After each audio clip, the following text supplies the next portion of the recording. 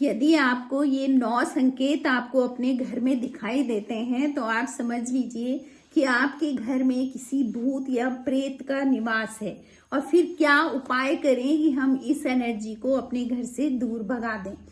तो यदि आपको ये संकेत दिखते हैं तो आपको सतर्क हो जाना है, जो आज मैं अपने वीडियो के माध्यम से आपको बताऊंगी। जय श्री राम दोस्तों, कैसे हैं आप सब लोग। दोस्तों मैं भी ठीक हूँ। दोस्तों आज का मेरा वीडियो है कि कौन से संकेत, कोई भी अगर आपके घर में कोई परेशानी है, दुख है, तो कुछ ना कुछ संकेत आपके पास जरूर आते हैं।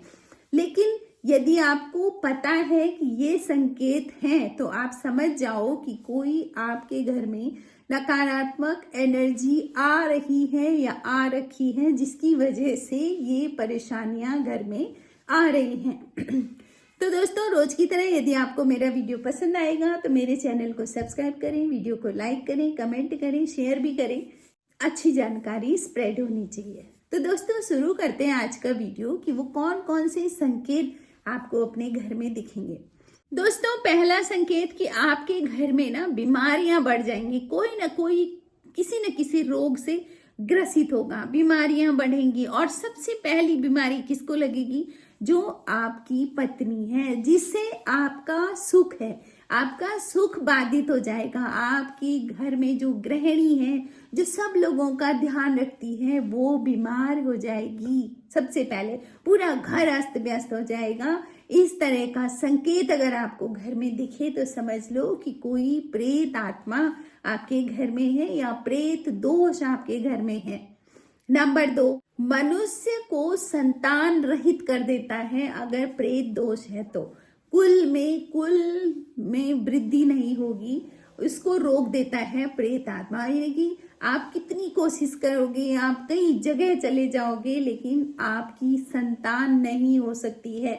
और कारण सिर्फ क्या है कि किसी प्रेत का दोष है।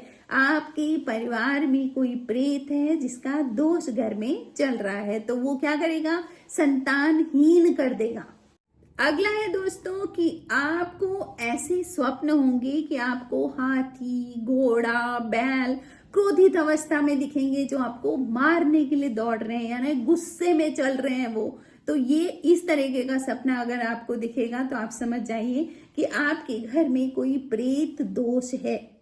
अगला है दोस्तों, आपके घर में अगर चमगादड़ आपको दिख जाए तो ये भी, चमगादड़ भी संकेत होता है प्रेत का, कि वो आपको दिखा रहा है कि आपके घर में कोई प्रेत है। अगला है दोस्तों, आपको अपने घर में रहने की इच्छा ही नहीं होगी। आपको मन करेगा कि मैं इस घर से बाहर निकलूं। आप बाहर खुश रहोगे, लेकिन जैसे ही आप घर में घुसोगे ना, आपको बहुत बुरा लगेगा। आपको मन करेगा कि मैं कब यहाँ से बाहर आऊं। और सबसे ज्यादा जो ज्यादा समय घर के अंदर रह रहा है ना, उसका दिमाग ज्यादा खराब रहेगा। मतलब वो ज्यादा परेशान रहेगा, चिड़चिड़ा रहेगा, गुस्सैल रहेगा, बाहर जाने का उसका मन करेगा। ये सब तब होता है जब घर में किसी प्रेत आत्मा का निवास होता है। कभी कभी आपको अपने घर के अंदर एक अजीब सी दुर्गंध महसूस होगी। आपने सब जगह ढूंढ लिया ये गंध कहाँ से आ रही है, लेकिन आपको गंध महसूस होगी, दुर्गंध महसूस होगी घर के अंदर। तो ये घर में जो मकड़ी के जाले हैं ना, वो ज्यादा बनने लग जाएंगे। आप कहोगे पिछले ही हफ्ते मैंने सब साफ करे थे, दोबारा से बन गए, तो मकड़ी के जाले ज्यादा दिखेंगे। तो ये भी उसी नकारात्मक एनर्जी का संकेत है। अगला है दोस्तों कि अगर घर में प्रेत का निवास है तो वो मनुष्य को धनहीन, पशुहीन करता है। आपके घर में जो पशु होंगे उनको भी नुकसान होगा, ठीक है, और पैसे का भी नुकसान होगा। आपको बहुत ज्यादा धन हानि होगी आपकी। अगला दोस्तों, आपको यदि अपने छत पर गिद्ध बैठा हुआ दिखे तो वो भी इसी का संकेत है कि प्रेत आत्मा आपके घर में है। अगला है दोस्तों, प्रतिष्ठा का नाश होगा, यानी मनुष्य कुछ ऐसे काम करने लगेगा, उसकी बुद्धि भ्रष्ट हो जाएगी। वो ऐसे काम जैसे नशा कर लिया उसने, किसी तरह का व्यसनी हो गया है, तो उससे क्या होगा? धन हानि भी होगी और उसकी प्रतिष्ठा की भी हानि होगी, जिससे कि बर्बादी ही बर्बादी होगी, समझ लो। अगला है दोस्तों, व्यवहार खराब हो जाएगा। आप घर में कलह करेंगे, बाहर जाएंगे वहां भी कलह करेंगे। अब व्यवहार खराब होने से आपकी एक प्रतिष्ठा, इमेज खराब होती रहेगी। ये सब आपसे कोई करवाता है, आपको लगा है मैंने ऐसे क्यों करा, नहीं, वो कोई एनर्जी है जो आपसे ये करवा रही है सब। अगला है दोस्तों जो बहुत ही ज्यादा महत्वपूर्ण चीज है, जिसको अगर सोचो तो भाई बंद जो होंगे ना, भाई भाइयों में कलह क्लेश होगा, भाई बहनों में प्रेम नहीं होगा, तो ये भाई बहनों में क्लेश होता है तो खुशी बिल्कुल रहेगी नहीं है, क्योंकि जहाँ कलह है, क्लेश है, वहां खुशी कहाँ से रह सकती है। दोस्तों जब प्रेत बाधा होती है ना, तो ये मनुष्य की बुद्धि पर, मनुष्य की लक्ष्मी पर, रति, मनुष्य की मति पर ये आघात करती है। प्रेत बाधा से मनुष्य किसी भी तरीके से आगे नहीं बढ़ सकता है। तीसरी और पांचवी पीढ़ी में जब प्रेत बाधा पहुंचती है ना, तो वो संतानहीन करती है। अगर आपकी प्रेत बाधा आगे बढ़ रही है तो तीसरी और पांचवी पीढ़ी में कुछ ऐसा करेगी कि व्यक्ति संतानहीन हो जाएगा। तो ये सब बातें भगवान कृष्ण ने गरुड़ जी से कही थी कि प्रेत बाधा यदि घर में हो तो इस तरीके का दुख भोगना पड़ता है।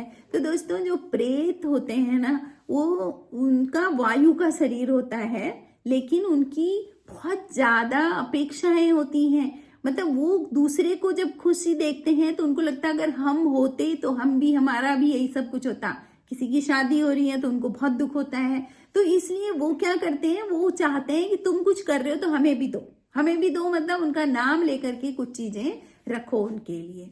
और अगर ऐसा नहीं करते हैं तो वो अपना दोष दिखाते हैं, दुखी होते हैं तब वो परेशान करते हैं, और परेशान करके वो आपको, तब उनका कोई आपके साथ कोई लगाव प्रेम नहीं रहता है, बस उनको तो सिर्फ अपना रहता है कि मैं भूखा हूं और ये खा रहे हैं, है ना। तो इस तरीके से वो प्रेत बाधा आपको परेशान करती है, और किसको करेगी, अपने ही परिवार के लोगों को। तो अब दोस्तों इसके निवारण के लिए क्या किया जाए। देखो बाधा तो है, लेकिन अब इसके निवारण के लिए क्या कर सकते हैं। तो एक तो पंडित जी वाला निवारण होता है, जो पंडित जी के पास जाएं, लेकिन जो मैं निवारण बताऊंगी वो आप खुद से करोगे।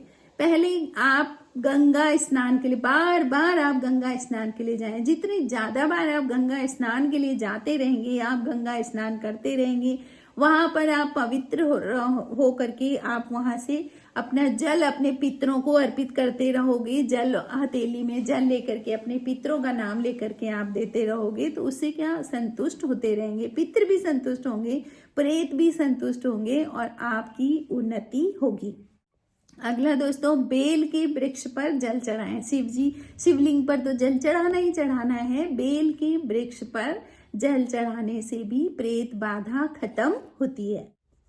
आप क्या करें कि कुछ गंगा जल लें, एक गिलास में गंगा जल लिया, उसमें कुछ तुलसी दल डालें, उसको रखा, भगवान श्री हरि विष्णु की पूजा करी, उसके बाद उस जल को पूरे घर में छिड़क दिया। हनुमान चालीसा का 11 बार हनुमान चालीसा का पाठ रोज करें, इससे भी प्रेत बाधा दूर होती है। हनुमान जी तो ऐसे है ना, कौन सी बाधा है जो उनसे दूर नहीं होती है। तो हनुमान चालीसा का पाठ करें। अगला है दोस्तों, शिव सहस्त्र नाम का पाठ करें। ये भी बहुत अच्छा उपाय है प्रेत बाधा के लिए। तो ये जो उपाय मैंने बताए हैं दोस्तों, ये पंडित जी वाले नहीं हैं, ये आपको खुद करने हैं। तो अब बाकी आप पंडित जी से भी पूजा पाठ करवाएं, लेकिन खुद से ये काम जरूर करें, तो प्रेत बाधा आपकी खत्म हो जाएगी। दोस्तों आपको वीडियो कैसे लगा, आप कमेंट जरूर करें। दोस्तों ये जो भी ज्ञान है ना, ये जो चीजें, जो बातें हैं, ये शास्त्रों की बातें हैं, ये गरुड़ पुराण की बात है। और गरुड़ पुराण में गरुड़ जी को, भगवान कृष्ण ने गरुड़ जी को ये सारी बातें बताई थी कि इस तरीके से प्रेत बाधा परिवार में होती है, जिसकी वजह से लोग परेशान रहते हैं। तो दोस्तों आपको वीडियो कैसे लगा कमेंट करें, कमेंट में जय श्री राम लिखें। Thank you.